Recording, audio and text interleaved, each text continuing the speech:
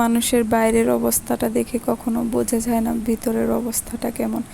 সবার সামনে হাসি খুশি মানুষটাও দরজার আড়ালে খুবই কাঁদে, খুবই মন বিষণ্ণ করে রাখে। হ্যালো এভরিওয়ান, আসসালামু আলাইকুম। কেমন আছেন সবাই? আশা করি অনেক অনেক বেশি ভালো আছেন। তো আজকে আপনাদের মাঝে নতুন আরও একটি ভিডিও নিয়ে হাজির হলাম।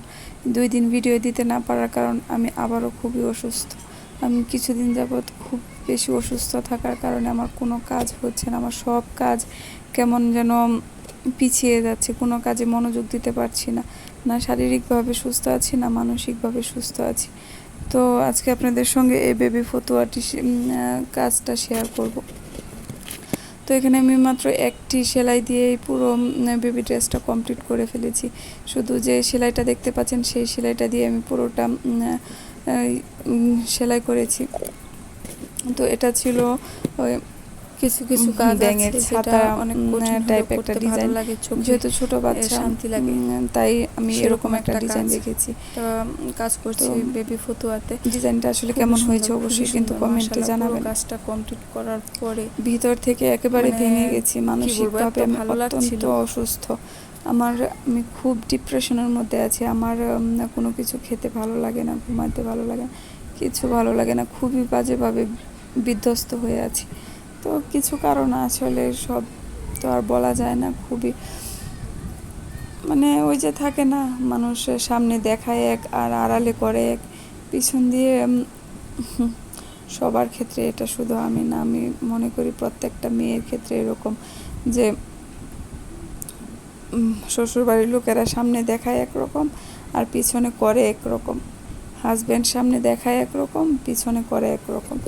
আমরা এক ঘরে ঠিকই আছি, কিন্তু লোক দেখানো একটা স্বামী স্ত্রীর মতো আছি। ও না আমাকে ছাড়তে পারছে, না আমি ওকে ছাড়তে পারছি। কি একটা বিচ্ছিরি রকমের অবস্থা, শুধুমাত্র এই সন্তানের মায়ায়। আসলে সন্তানের মায়া না পড়লে না কোনো মেয়ে এরকম অত্যাচার, মানসিক অত্যাচার আসলে সহ্য করে না। সেটা আমাকে না দেখলে আমি বুঝতেই পারতাম না যে আমি কি পরিমাণ ধৈর্য ধরে আছি। আল্লাহ আমাকে আরও ধৈর্য দিক, আরও অনেক বেশি ধৈর্য দিক, আমি যেন শেষ পর্যন্ত টিকে যেতে পারি। আসলে সংসার ভাঙা তো আর মুখের কথা নয়, সংসার চাইলেই ভাঙা যায় না। আর আমার 2টো সন্তান আছে, আমি সন্তানকে কার কাছে রেখে যাব?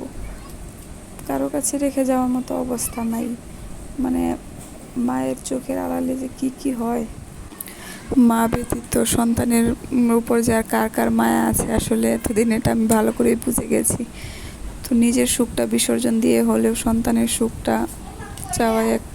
কথা বলতে বলতে ফতুয়াটা সম্পূর্ণ কমপ্লিট করে ফেলেছি। এই দেখুন, ফ্রেম থেকে খোলার পর কাজটা অসম্ভব সুন্দর হয়েছে। মাশাআল্লাহ, দেখতে অনেক কিউট লাগছে, তাই না? আপনারা কিন্তু কমেন্ট করে বলবেন যে আসলে আমার বেবি ফতুয়াটার ডিজাইনটা কেমন হয়েছে বা কাজটা কতটুকু ফিনিশিং হয়েছে। আমার ভুল হতেই পারে, আপনারা ভুল ধরিয়ে দেবেন, শুধরিয়ে দেবেন।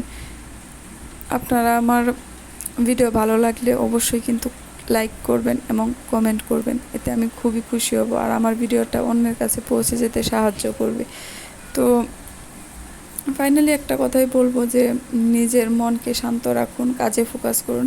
আসলে আমি এখন এটাই করি, কাজে মনোযোগ থাকলে আসলে বাড়তি টেনশন মনে আসে না। আল্লাহ হাফেজ।